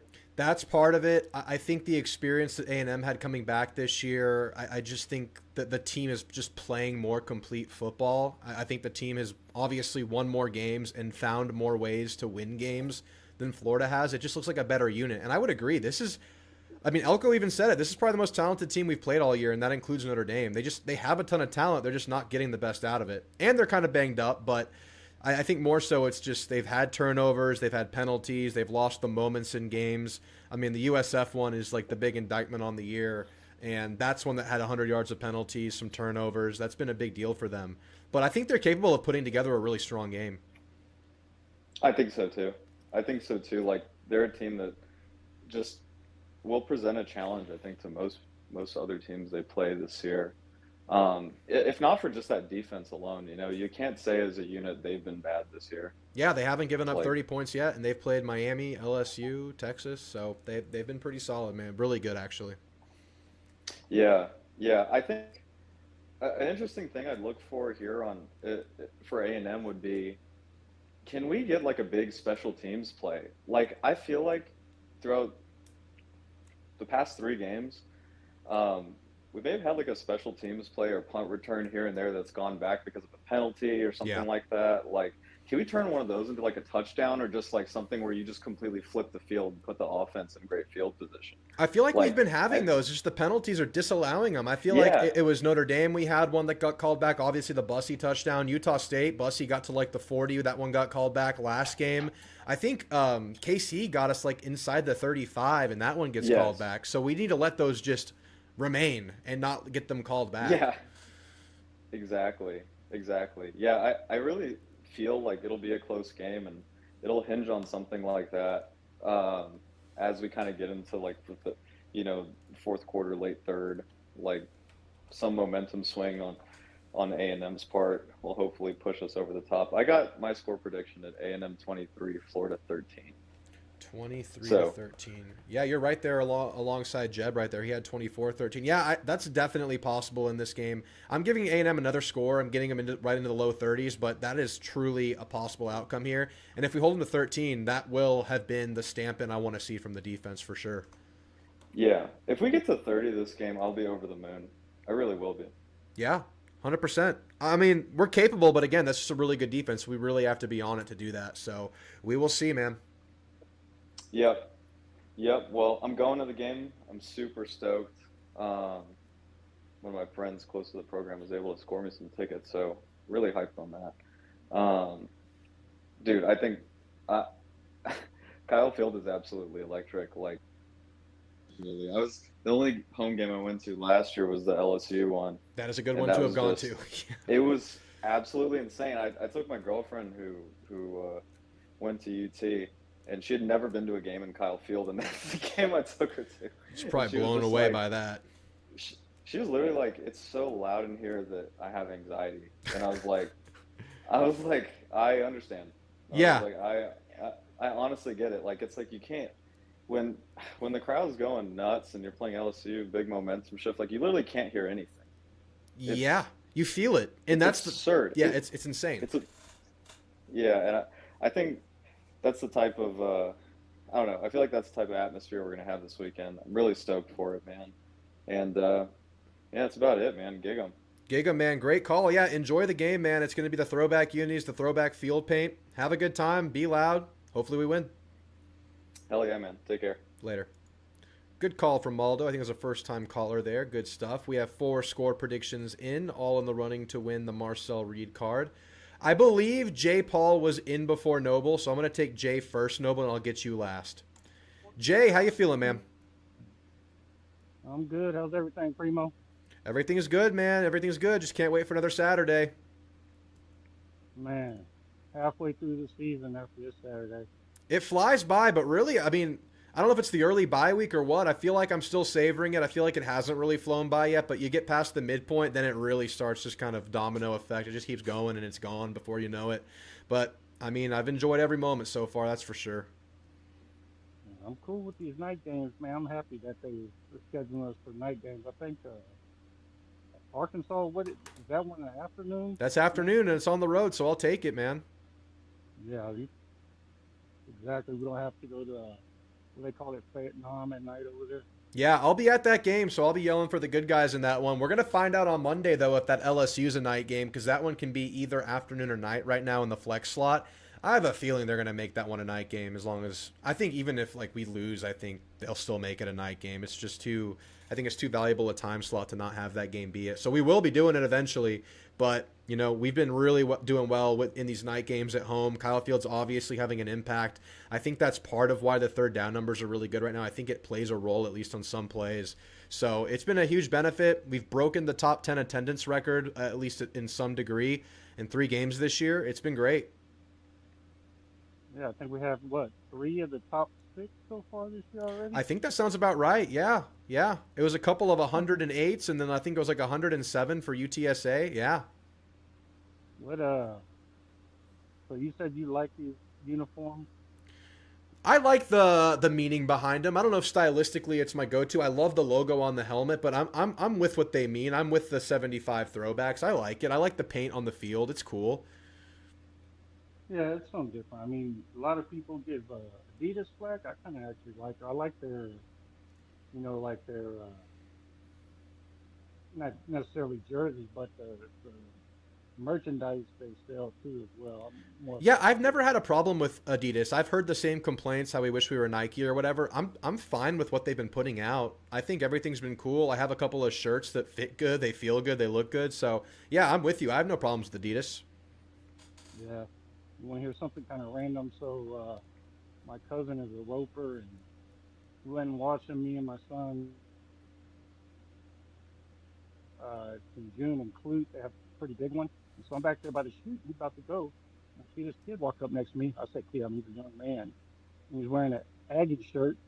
It was actually a really nice one. I was like, "Man, where did you get that? I had never seen one like that." Yeah. He's like, "Oh, the Adidas gave it to us." I'm like, "What? How did Adidas give it to you?"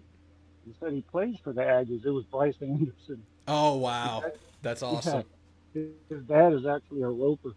That's cool. Yeah, actually, one of the other callers tonight played a win, met his uncle, and his uncle gave him some of that Adidas like game, like team issued gear, and the stuff the team gets is really nice. There is actually a website where some of the that sells some of the surplus stuff that the team has. You can buy some of the team issued gear from Adidas, and I actually have one of those shirts, and it fits awesome. It's a really cool shirt. It's one of my go-to gym shirts. What is it? What's the site? I don't actually know. I'd have to find out. Uh, I got a buddy who sent me the link, and I'd have to look it up. all right. Yeah. Whenever you get a chance, I mean, just drop it. I don't know when to Ask post me it, in a but comment in the next video I drop, okay. and then I'll be able to do it on my whenever I get the chance. Yeah, that's cool. That's cool. Hey, man, I don't want to take up too much time here, but so I'll tell you my prediction right now. I think it's going to be 27-13 Ags.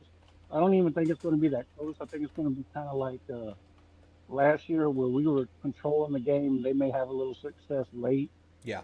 I'm just, I watched the All 22 on LSU and the Texas game. I mean, there are plays there to be made. Their secondary, it, I mean,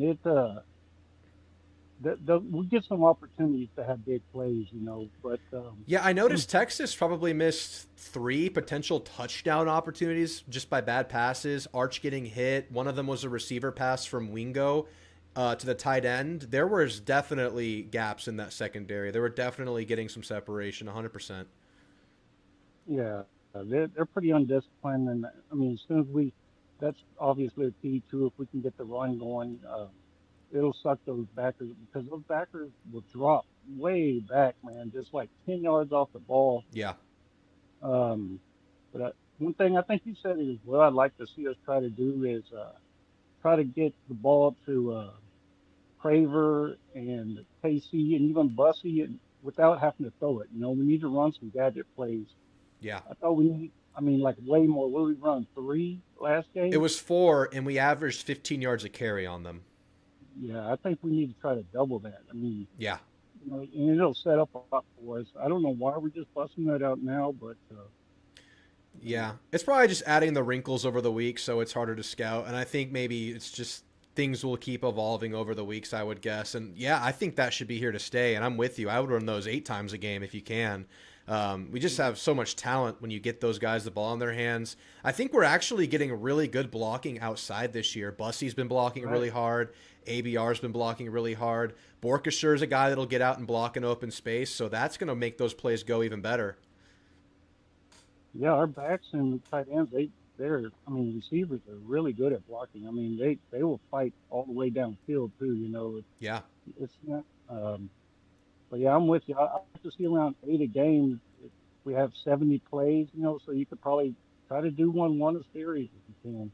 Yeah. We'll probably get like 10 series. So Yeah, and you can run that stuff opens off up of the them. I mean, game. like make them a zone read, make it almost like a pseudo triple option kind of a play. You can get creative with those, and I would love to see that. I wonder when they're going to get more confident in running Marcel. I think they just need to protect him. They're protecting him right now because we've talked about this, not a great slider, not great at protecting himself. But if you have to, you can make those plays as creative as you want to be.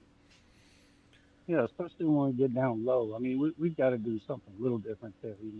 I mean, that fourth down, that one was probably on Marcel. He should have pulled it. Yeah, But I mean, hindsight's always 2020. of course, of course. Yeah, I'd like to see us try to. I mean, they're terrible on third down. Their defense is really good on third down. So, but I don't think we'll get fourth and too many third and longs this game. penalties notwithstanding, you know. Yeah, of course. I think we'll have success on first and second down and getting some. So I think Yeah. we're going to hammer them. I don't trust Billy at all on the road. I think they've won 2 SEC road games since he's been there. Sounds So, about right. yeah. So, yeah, I'm going 27-13. It's probably not going to be that close. Yep. All right, J. Paul, great call. All I got it logged in. Thanks for chiming in, man. Have a good night. Later. Later. Good stuff. Brent Warren, thanks for checking in, man. Keep winning so we can get that rematch in the CFP. Also, please beat LSU. Go Irish. That's our resident Irish fan, Brent, always checking in, always supporting the channel. Thank you very much, Brent, for the $5 donation. Likewise, man, back at you. Keep winning games, Notre Dame. Let's make each other look good, and if we play again down the road, I'd love it, man. I love playing Notre Dame. I might be in the minority there. I enjoy the matchup. Thanks for checking in, man. The man, Brent. Trooper Drew. Hey, Drew, sorry I've been MIA. Work has been busy. Working tonight, so I can't call in, but please take my score prediction for real. I think we can put together a complete game on both sides. 34-17 Ags. I think I've seen that score prediction come up 3 times. Maybe y'all are onto something. It's pretty close to mine, too. What's up, Nick? Good to see you, man. We're just talking ball. You just missed some ball talk, but hey, you can rewind it later. Jump in now, Nick. It's a great time. But, Nick, we are upping the ante on the call-in score prediction competition. If you get your score prediction correct on any game going forward this season, the first one to get the next one right, the first one to get a score prediction right is going to receive a limited edition Marcel Reed moment card from the Notre Dame game. They're done making these. They made them for 1 round. They're done. If you get the score prediction right, you get it.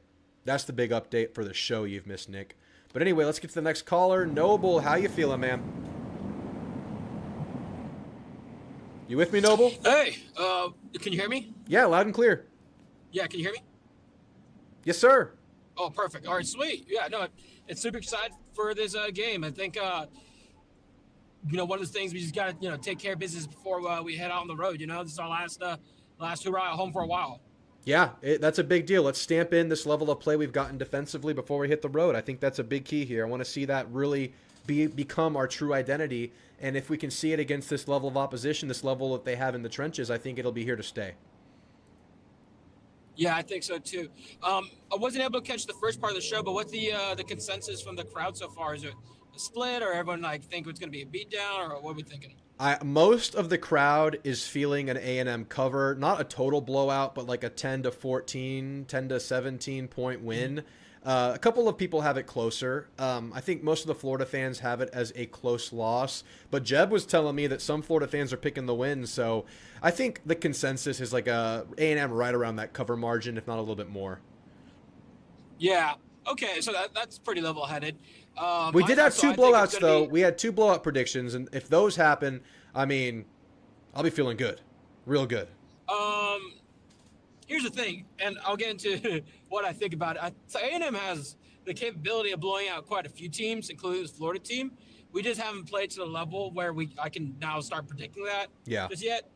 I think after Auburn and Mississippi State, we got to see more consistency on the offense. But no, I think 27-16 is where I'm leaning. So we'll hold them to field goals. Yeah. And I think it's going to be a close game for the most part. And we'll stay within a possession of them, essentially, and we kick a field goal or something like that to ice it away at the end. Just because I think Florida is that kind of team where you might think of A&M before we're like, not that great, but they have a ton of talent. So the fans may think of one thing. Oh, can you hear me? Yeah, I got you. Okay, yeah. I was going to say, the media might think, not that much of this matchup, but then at the same time, it is 2 very talented rosters going head to head.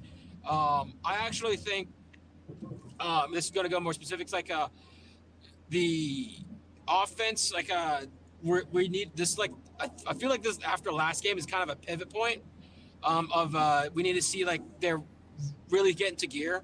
Yeah. And hit that next level of consistency, just because we're seeing and I don't think you ever like practice things in SEC play, But it feels like we're experimenting with stuff, and then essentially in the second half we're like, okay, it's not working. Let's just go back to what we know works, is pound them in the face with the run game. Yeah, I felt similarly, and I'm with you. I don't know if it's experimenting. I don't know if they just thought, hey, we need to work this, and we think we can win this way this game. It might be more kind of in that balanced kind of mindset. But they truly went to what was working and what was easy for them to do, and that's run game, short game, get Marcel running a little bit. That stuff worked really, really well late in the game, and they might start the game that way just to start feeling good, get some confidence, and then build it out from there. And my whole thing, you missed this earlier in the show, of course I want the deep ball to come. Of course I want those big plays to come in the air.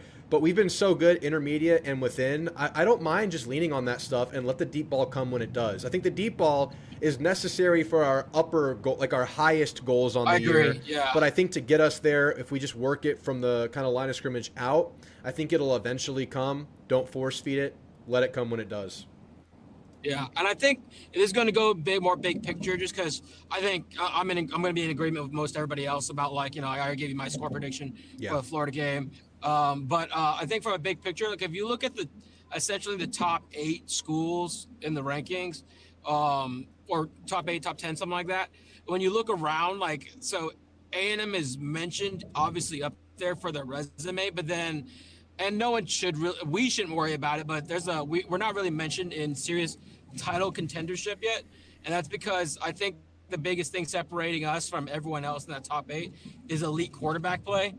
All those other teams have, like, whether it's Miami or Alabama or Ohio State, all have, like, proven track records of, like, the high flying offense passing game. And we've seen, like, a game, but that's starting to look more like a bit of an anomaly. I don't think you need to, like, go bombs over Baghdad against Florida. I think that will just come over time. But I think a lot of ways you can, increase your explosivity is just, allow your receivers to get the ball in open space, whether that's, like you said, the intermediate or the short game. I love the word explosivity. That is such a football coach word right there that you just threw out there. That was amazing. But I totally agree, man. We have the luxury of having these studs out there, whether it's KC, whether it's Craver, whether it's a guy like Reuben Owens that can get the ball, make things happen, Bussy. That's absolutely there for A&M. And yeah, I think consistent quarterback play has been what we don't have. Because I think at his best, Marcel is a really good quarterback. I think he's a top 15 quarterback in the country at his best. But we need to get rid of the stretches of games where we're just off. We're off at the quarterback. And I think Colin Klein can really help him into it. Because I think we can kind of scheme him into these games a little bit better, and I think that can happen versus Florida, because I think Florida's going to force your hand in that department. I think Florida's going to want you to go to short game. I think Florida's going to want you to get your receivers involved in the backfield. I think that's all going to come versus this team. So I'm really hoping that we see 4 quarters of football, whether that equates to like a 34-point game or a 27-point game. That could vary because Florida's talented. But I just want to see that consistency come 4 quarters. It's a good defense. You don't have to completely be upset if you don't get to 30 this one. It's understandable. But let's be clean. Let's play 4 quarters. I actually think, like, and it obviously, depends on the, how it looks in the game, obviously. But I would be actually even more impressed with 27 points against Florida and their defense versus like what we did against Mississippi State. Because I honestly, like, looking back on rewatching the game, yeah, we absolutely bent Mississippi State to our will, but it was also, we should have bent them to our will. Like, we're bigger, we're stronger, we're faster, we have more talent. It was only a matter of when. And you could tell, like, whatever the original game script we were coming up with wasn't working. And so we had to go back to the punch you in the face. But Florida and teams like Florida and teams in the upper echelon are not going to be teams where you can easily bend to your will. And this is where we're kind of getting into the nitty-gritty details of offensive play calling, which is, like, obviously I'm not paid to do this sort of thing. Like, Colin Klein, I think, is a good, really good offensive mind. But then what's going to set, put him in the upper echelon to make him a great one is knowing how to call a consistent game plan. And because, like, right now, like, whoever's, like, Kalen DeBoer's got Ty Simpson dialed right now. And it's your job as a, coach to supplement your, offensive strengths and, try to take away the weakness. Right now, it looks like Marcel, and again, this is where you're wondering, like, are they trying to work things in? It looks like he's thinking too much in the pocket. Yeah. Whereas, you can see hesitancy. You can see second guess a couple times. It takes him, like, a little too long to read things, and the what do you call it? I think, but then when you see him like in 2-minute drills, where it's like you give your quarterback a lot more leash to like go make a play. Yes. He's really good. I think like Less thinking I don't know whether too. it's weird because like our offensive line is so good, you don't need to move the pocket, but it almost feels like it's better to get him on his feet. Yeah. Yeah. I'd like to see him get moving by design. I think that helped him in the second half. I think it wasn't by design, but the play where he kind of scrambled right and Craver kind of got redirected and mirrored him was part of what got him in rhythm. He also hit a check down guy at that portion of the game. I think it was Owens, and that helped him get going. And from there forward, we saw it get a lot better. And we know he's good intermediate. I think his intermediate ball has been the biggest improvement this year. It was like really 52% last year. Now it's like 60-something%. It's really gotten better. So let's just see them build this for him. Let's see what he can do, and let the chips fall where they may. 27's good. I'm with you. Yeah, I think Marcel has like been essentially like through the first like 5 games been given like a red light or yellow light as far as like quarterback run. Yes. It seemed like they turned it like they gave him the yellow light or the green light in the second half against Miss State when we're like, all right, stop playing over food, let's go win. And I imagine like they're just like, you know, it is a matter of protection for him. But like I think he will get better, just like being more free. Right now, they're just forcing him to stay in the pocket, so that way he can develop as a passer. Yeah, 100%. And then I think the only other thing I'm really wondering about is like how we're gonna rotate at running back, just because like.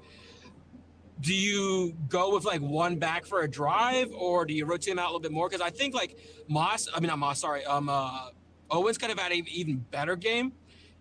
It was cool to see him like be the cowbell, because he needs that kind of game. But like he could have broken away for a touchdown at the end game, but he was so tired from having to carry all those the reps. Yeah, it's kind of funny. If you watch that play right after he goes out of bounds, ABR's looking at him. He's like, "You could have done it." He's like looking at him like, "You had it right there." It's like Ruben just went for 140, of which 50 came in like the last 3 plays. So he was just gassed. Yeah. But I think in this game, I'm at the point where it's like, we got 2 dogs at the top right now. We got Moss. Yeah. If he's feeling good, you run him good. You run him 15 snaps. 15 runs, you can give 15 to Ruben, and then you give Morrow and Daniels the hotter between the two. Give them the last 5 to 7 to 8, whatever that might be. We saw Daniels, he missed on a pass pro early in the game, and that's been his main role, and they kind of faded him a little bit and went to Morrow in the mid portion of the game. So it might be the Morrow show right carries, now. I think. Yeah. It didn't go great for him this game. So Morrow might just be winning this thing out. But I think it's too heavy at the top. I think it's Ruben and Moss clearly right now, and then you slot in whoever you feel like you can. Yeah, I think no, I agree. I guess like I almost think like you. And I don't know. There's no real wrong answer to go with it, but like you let Owens like carry a good amount between the 20s, but then once you're in the red zone, like you got Moss, like because I don't know what kind of whatever he's dealing with, because you want to keep him healthy. But like if you're gonna like, if he's only gonna be in limited play, save him for your red zones, because it seems like our red zone, our short yardage percentage drops off significantly when you were not having Moss in the backfield. Yeah, he's uncommon with that leg drive and in those short yard scenarios. It's really good. I don't mind that strategy at all. Let him start the game, give him a couple runs, then you kind of shelve him, use him as short yard stuff. And I like what they were doing. I think it was like this against Auburn, where he was taking big rests, big stretches of rest throughout the game against Auburn. But then you just lean on him late. You save like 8 to 12 carries for him in the fourth quarter. And that's how you can kind of use him. I think that's a good way to go. Plus, the defense is tired by the time he's out there and he's still fresh. So start him, use him short yard, then lean on him late if you have to. I think that's a good strategy right now. His level of health is up in the air this game. He's not on the injury report, but he was definitely hobbled last game. We've definitely seen him limp off a couple times this year. And I don't know if it's the knee or just the kind of like a ripple effect from it, other things bothering him. But I think he's good enough to go. So we'll see how they use him. Yeah. All right, Noble. Great call, man. Thanks for chiming in, man. I'll get back with you soon. Absolutely. Gig him, everybody. Gig him. Later, man. All right. We got Bob the Pilot. How you feeling, Bob the Pilot? Hey, Drew. Just excuse me here. So I'm a fairly new viewer of football and your channel in general. I found your channel this year. I started watching A&M football last year. And before that, I didn't watch any football at all. So just part of my ignorance here. But, I mean, when I was watching the Mississippi State preview, I kind of just said that, oh, like I'm really terrified because Mississippi State has, as far as I've seen last year and as far as I heard, has been a trap game, and then we blew that out. But like I cannot shake the same feeling coming into Florida, like just watching them kind of dismantle Texas just makes me kind of scared because of how efficient that offense eventually became. So yeah, I'll just throw in my prediction real quick. I've got it 28-24. I see it being a lot closer than people think, just because I think the defenses on both sides are so good that it's not going to be like a blowout either way. So yeah. Yeah, well, first of all, welcome to Aggie football. Welcome to football in general. That is awesome. What's your experience been so far, and what got you into it?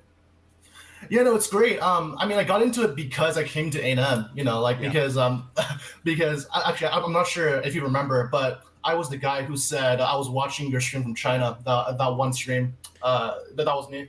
Yeah. But yeah, no, I was in China for a family emergency, but I had to use a VPN to watch the videos. But I'm back in College Station now.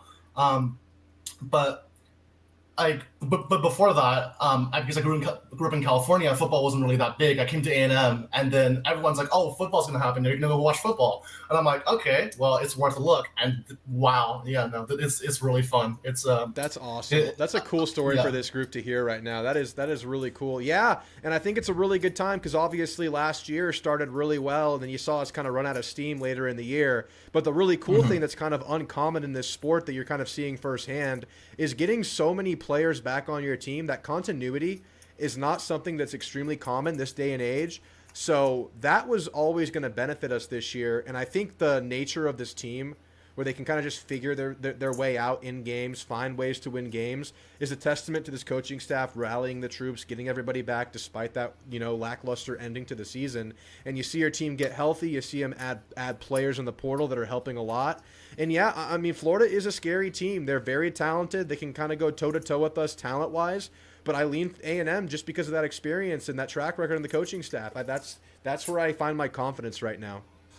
Yeah, I do too. Like, one of the biggest things is, like, I do not trust that Billy Napier can pull off a win in Kyle Field. I just do not. Like, you look at, I just discovered the polls basically last month, right? You look at the polls, you listen to, Elko speak, and I feel like, Elko is just this, like, great leader that as you mentioned, he can rally people, he can do this and that.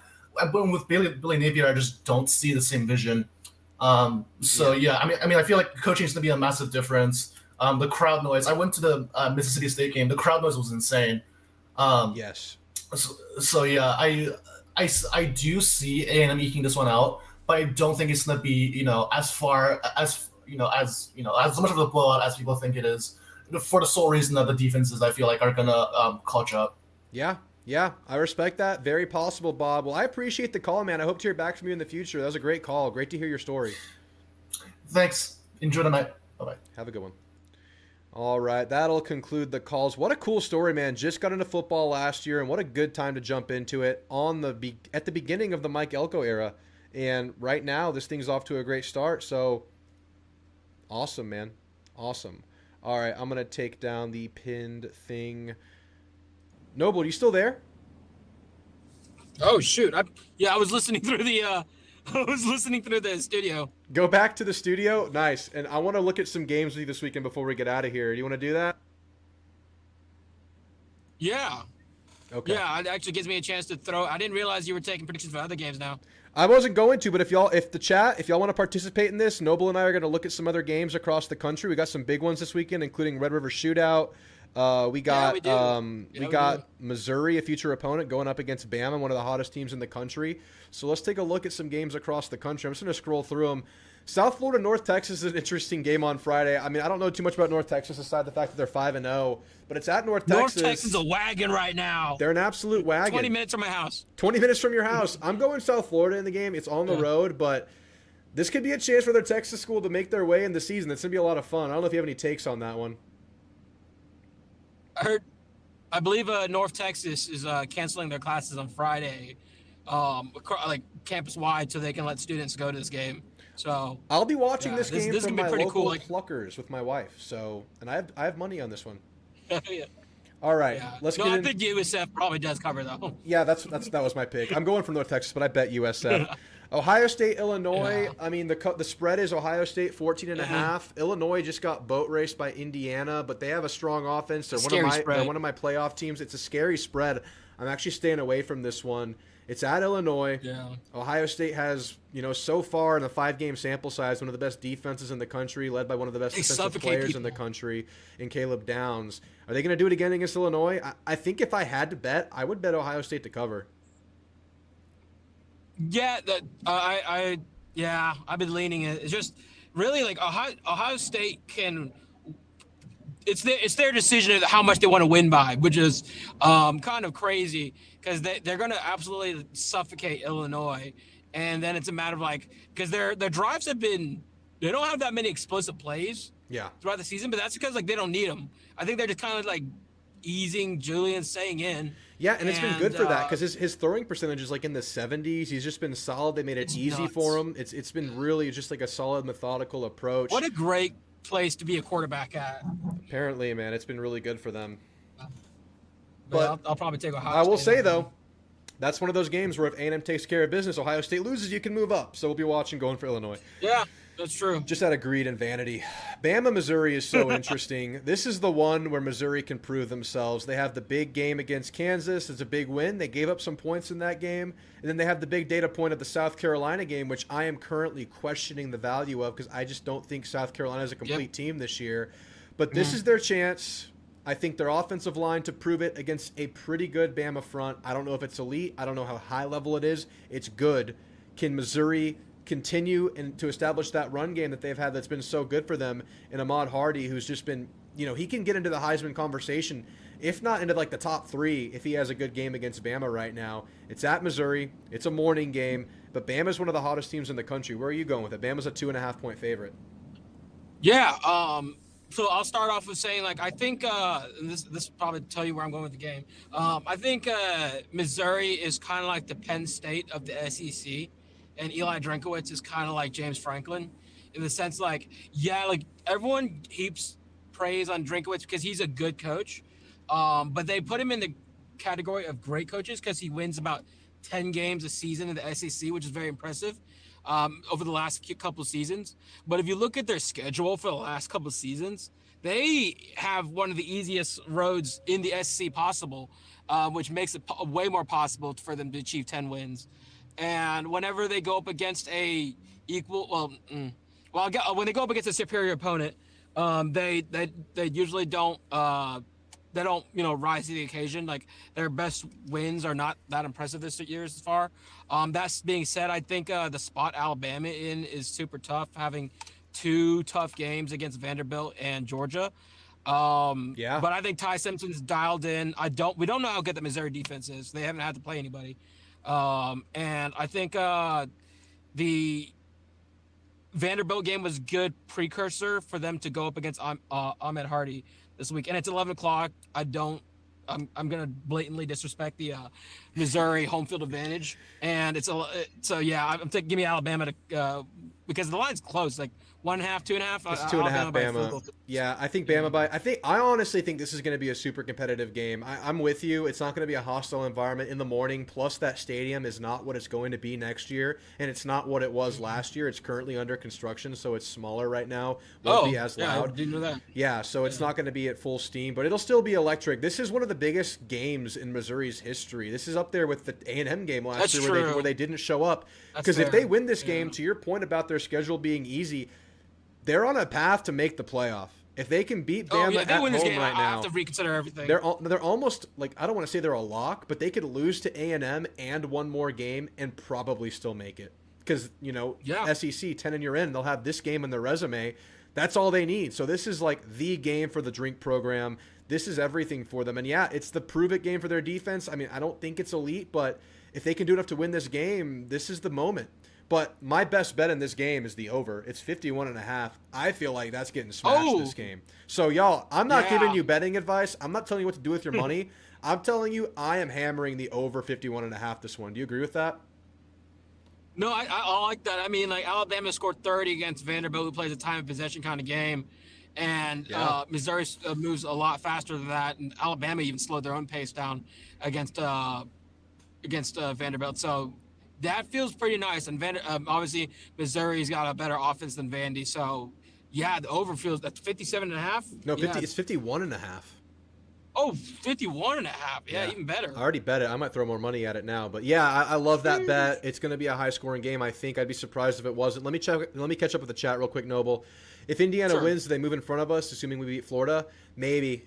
I think it would. I think someone else said it depends on how it goes, but I think so. I think Oregon's a clearly established top team right now. Indiana has the blowout, dominant win against Illinois. I think so, but that's fine. It's just a shuffle. We're not going to move back if that happens. But if we do really well, maybe they won't. I think Bama beats them by 2 scores, says Jeb. That's very possible. Crazy saying tough game and Vanderbilt in the same sentence. Good for them. Truly. Good for them. What a different era we're in. Vandy's Clark Lee's a guy. He's a guy. That's his alma mater, right? It is, yeah. It'd be interesting if he could get poached from Vanderbilt because he has so much, if I'm Clark Lee, I'm pressuring the administration to give me everything I want as far as funding goes. Yeah. Home field matters in the SEC, but Columbia isn't very intimidating, says Jeb. Yeah, I think it'll be a lot better after this renovation. They're getting rid of the M field and they're adding a double-decker or something like that to the end zone. So it should be a lot better. It'll be a lot more formidable, I think, going forward, Jeb, after this season. Aggieland says Missouri hasn't played anyone. Yep, this is the big test. This is why this game is so big for Missouri. They've struggled in this spot before. Subject A&M last year at Kyle Field. I was there, and that was awesome. All right, let's scroll down and look at some of their big games of the weekend, Mr. Noble. Indiana, Oregon is so interesting. That is interesting. Oregon is starting to separate themselves. I mean, honestly, you can ask the question, how good is Penn State? Are they a broken team? But Oregon has looked so freaking good. Dante Moore's a beast. This guy's going to be drafted really high. Mm-hmm. I mean, I really like what we're seeing from Oregon. It feels like they're a year ahead because if you look at their team, they're an extremely young team. Yes. I think a lot of people have the future of Oregon being really, really high, but the future is now apparently. In Indiana, they've taken a step forward from their breakout year last year. Mendoza is awesome. Their receivers are awesome. They have weapons everywhere. They're a talented team. They're an older team. They're a mature team, but it's at Oregon. And Oregon is a 6.5-point favorite. And I think by default, I would take Oregon in the game.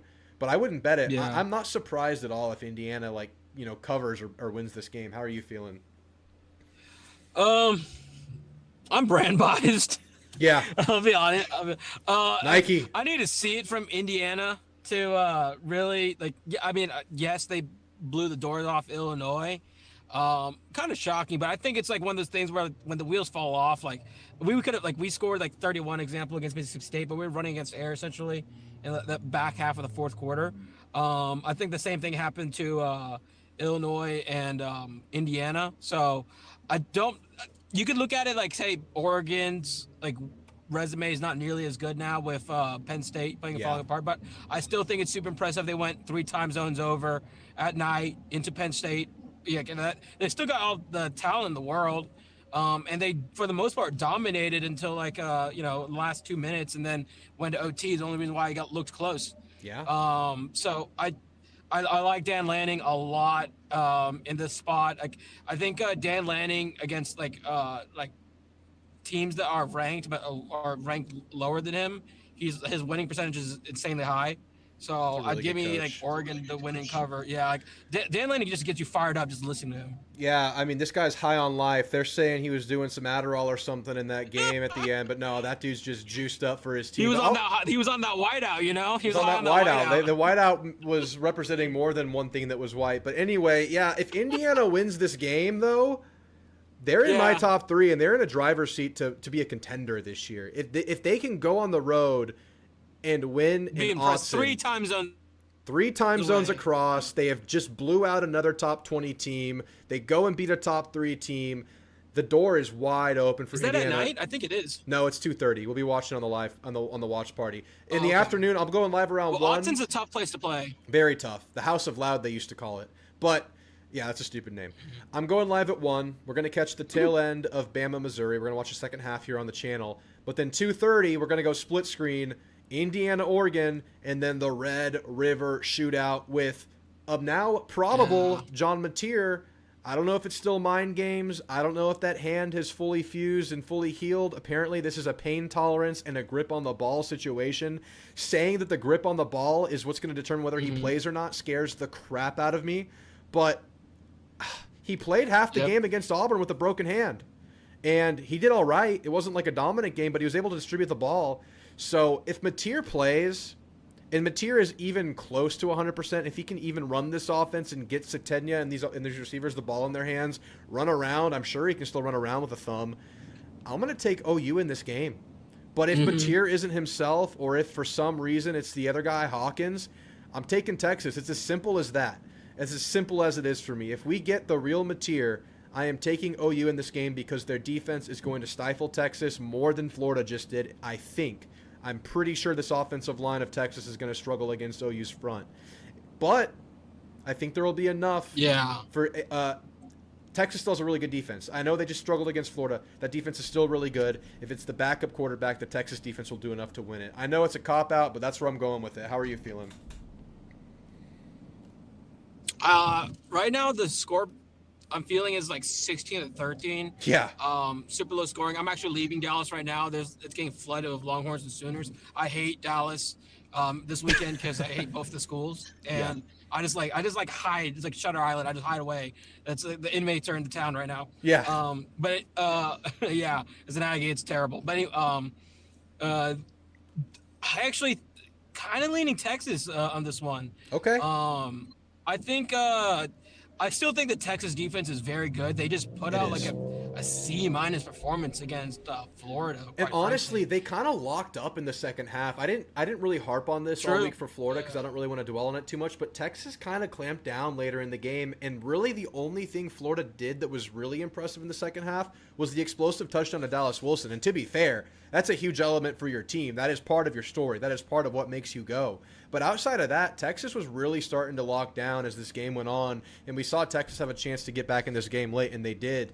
This Texas defense is real. It is. It's still really good. I know we're saying it's probably overrated. It's probably not as good as we thought, but it's still an upper echelon defense. There's no question about it. So that is the path to winning for them, 100%. So you're going to go Texas, okay? I think Florida can run the ball a lot better than Oklahoma can, and yes, that's a good point. We got like an A+ performance out of the Florida offense that day.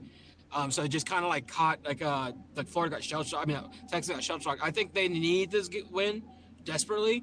That being said, this game could come down to a pick six, and the thing is, like, I don't think Hawkins is that good.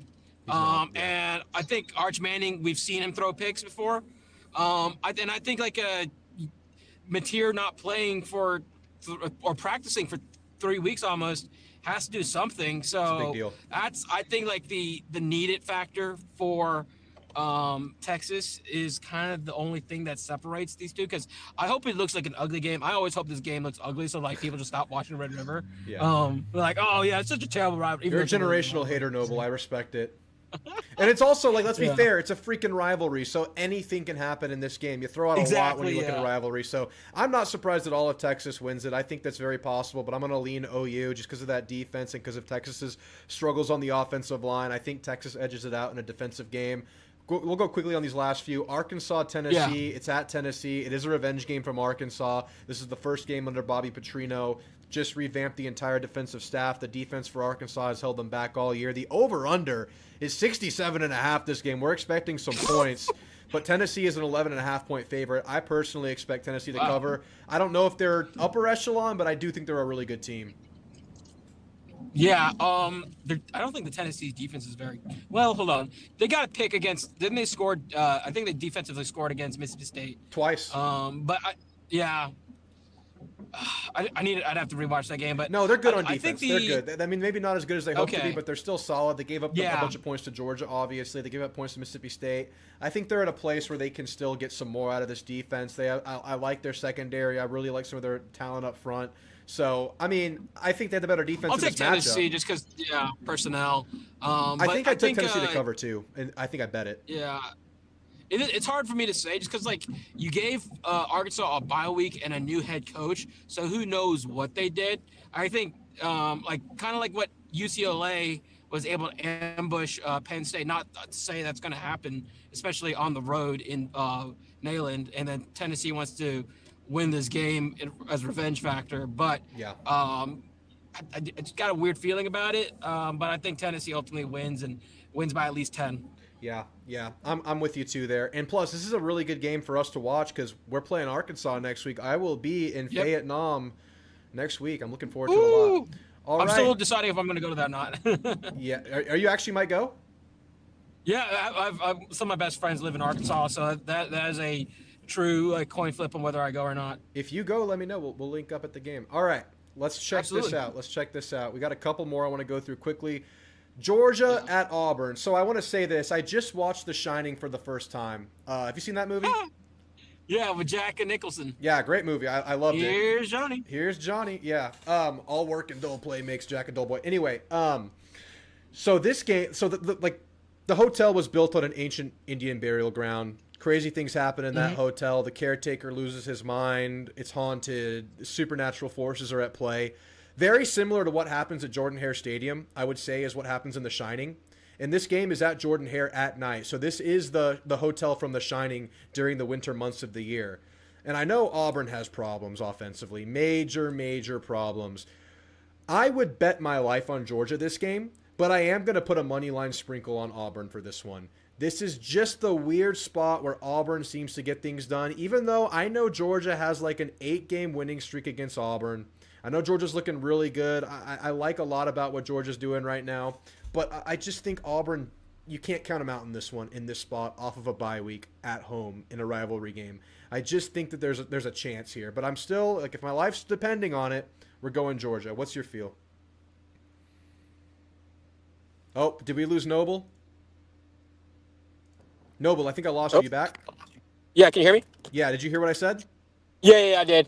I was saying no, I think no, Jordan-Hare can definitely be spooky at night. You saw what it did to us last year, as they were one of the worst teams I see in one possession games, and somehow we coughed that one up. But yeah, I it's as simple as I think Georgia's also they have a loss, and if they're gonna have another one, it won't be to Auburn this season, I think. Okay, that's fair. Yeah, like I said, I'm the safe pick is Georgia here. Georgia to cover. I would bet that if I was betting big money on it. But I'm still going to throw a couple $2 on Auburn here just in this spot. No, yeah, good value pick.